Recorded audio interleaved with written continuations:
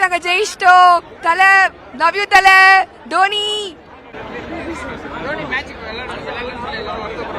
கண்டிப்பா திருப்பி வருவாரு. நிச்சயமா வந்து அவரோட வைப் இல்லைன்னா இந்த வன்புடனுக்கு ஒரு இதுவே கிடையாது.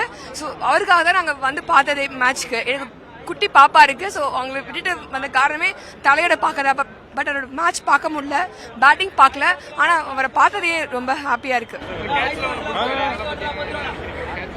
அவர் வந்தாலே போதுங்க, மற்ற தானா நடக்கும். நம்ம இப்போ வின் பண்ணிட்டோம் இல்லையா, ஸோ ரொம்ப ஹாப்பியா இருக்கு, திருப்தியா இருக்கு வந்து பார்த்ததுல.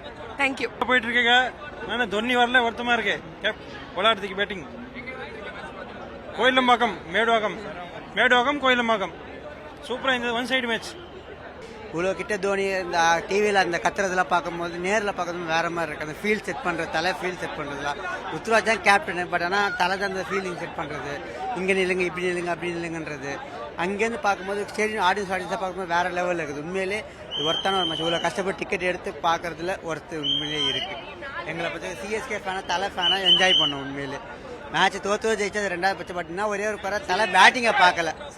தலை பேட்டிங்கை பார்த்தீங்கன்னா ஒன்றும் சூப்பராக இருந்திருக்கும் எங்களுக்கு. அது ஒன்று தான் மிஸ்ஸிங்.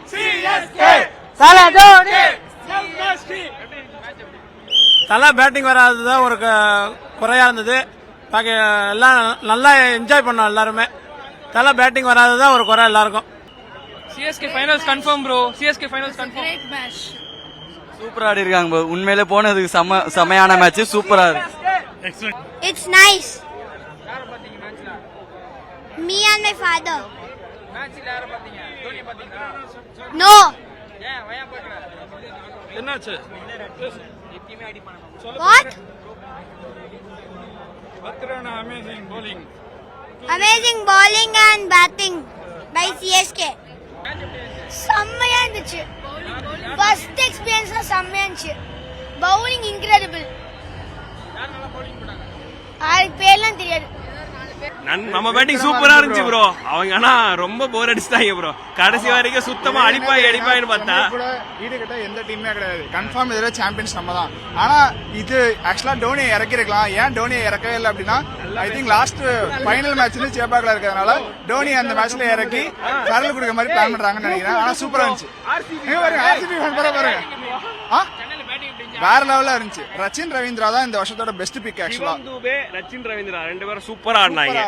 நல்லா செட் பண்ணி கொடுத்தா ரச்சின் ரவீந்திரா. டூபே நல்லா கண்டினியூ பண்ணா. தலை இறங்கவே மாட்டாரு. அது ஏதோ பண்றாங்க, ஏதோ சதி பண்றாங்க. அது மட்டும் என்னன்னு தெரியல. ஆமா நல்லா பூட்டி வச்சிடறாங்க. யாரோ நினைக்கிறேன் தோனியை வெளியே வர மாட்டாரு. பேடு காட்டுறாங்க, கிளவுஸ் போடுறாரு, பேட்டு தூக்குறாரு, வர மாட்டாரு.